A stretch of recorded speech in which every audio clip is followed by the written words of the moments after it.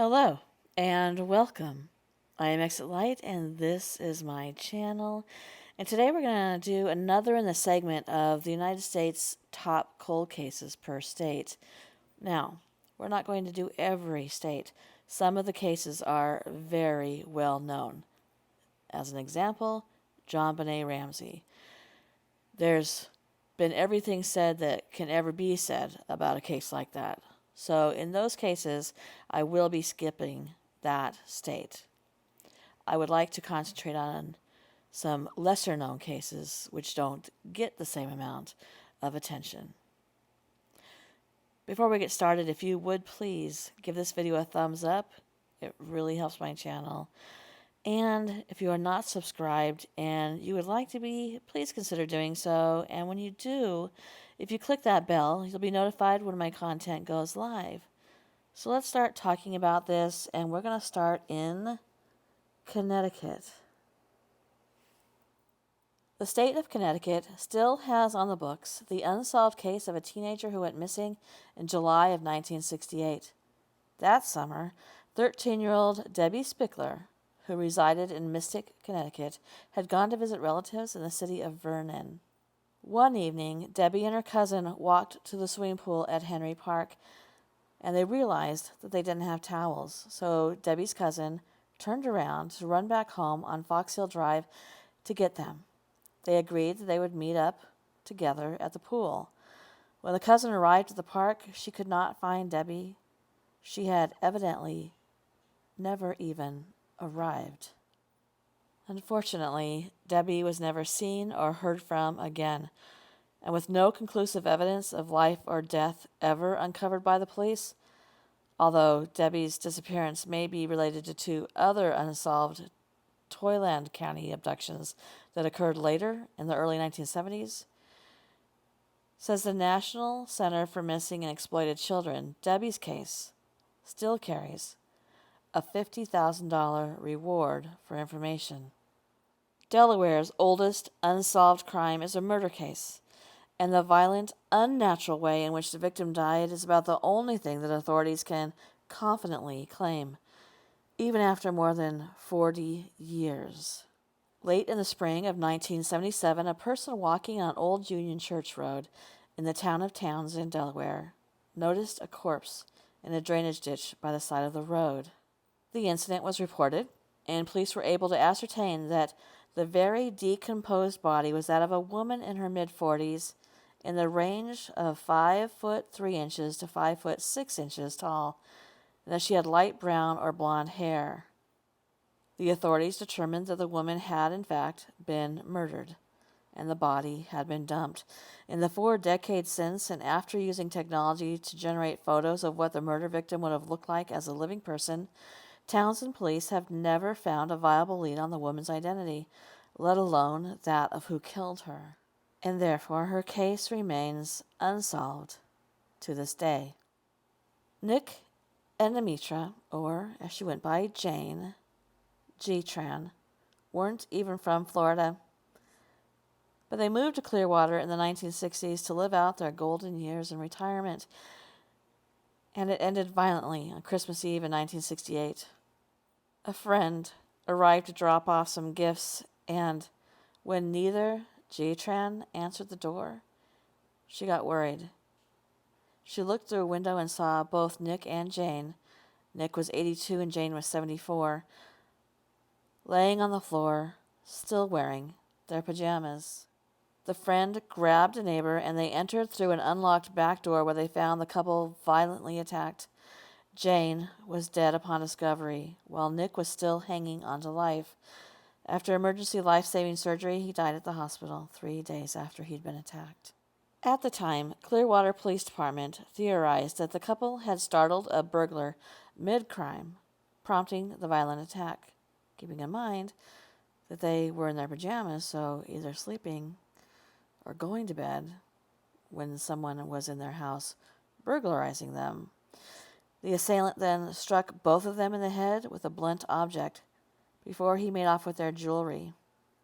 Their murder weapon, nor a solid suspect, has ever been found. Georgia. According to the Georgia Civil Rights Cold Cases Project at Emory University, James Brazier of Dawson, Georgia, worked multiple jobs to support his family and afford a Chevrolet Impala, purchased brand new in 1958 from the dealership where he was employed. An African American man, he had been arrested on trumped up charges and roughed up by resentful white police officers prior to the events of April 20th, 1958. On that afternoon, while driving home from church in his brand new car, he saw Officer Randolph Ennis McDonald manhandling a black motorist. He was his father, Odell Brazier. James Brazier implored McDonald to not get violent, but he beat and arrested Odell Brazier, falsely accusing him of being drunk while driving. A few hours later, McDonald and another officer, Burchell Cherry, went to James Brazier's home where they so severely beat him that he was bleeding out of his ears, nose, and slurring his speech. A jailhouse doctor ignored these symptoms and declared Brazier drunk, and the police threw him in a cell rather than taking him to a hospital. And if that wasn't bad enough, that night, McDonald and Cherry took James off the premises and attacked him to the point of near death.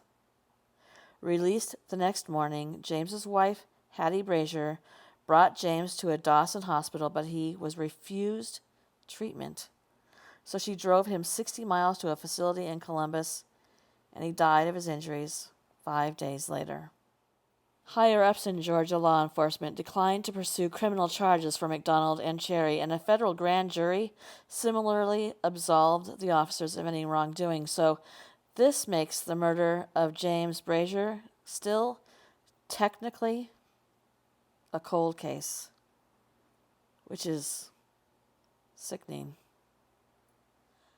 On January 20th, 1982, according to Hawaiian News Now, 19-year-old hairdresser Lisa Au finished her shift at the Susan Beer Salon in Kailua on the island of Oahu, telling coworkers that she was headed to Makiki to see her boyfriend, Doug Holmes, at his sister's apartment. She stopped to buy food on the way and headed to the apartment. She spent some time there and drove home to Kailua. She never arrived, and the next day, her parents called Holmes to see if he'd heard from their daughter. He retraced her trip and found that her car was parked on a highway shoulder. The driver's side window was partially rolled down, and while her purse was still in the car, her driver's license was missing. This suggested to authorities that a police officer was involved. He had pulled her over, asked for her license, and then possibly attacked and abducted her. An island-wide search lasted for 10 days, until January 30th, when Lisa's body was found in a ravine. A police officer who lived near Lisa and for whom a sexual harassment charge had been filed was arrested, but prosecutors lacked evidence to pursue an indictment. Also, her ID showed up at the restaurant that she had stopped to buy food.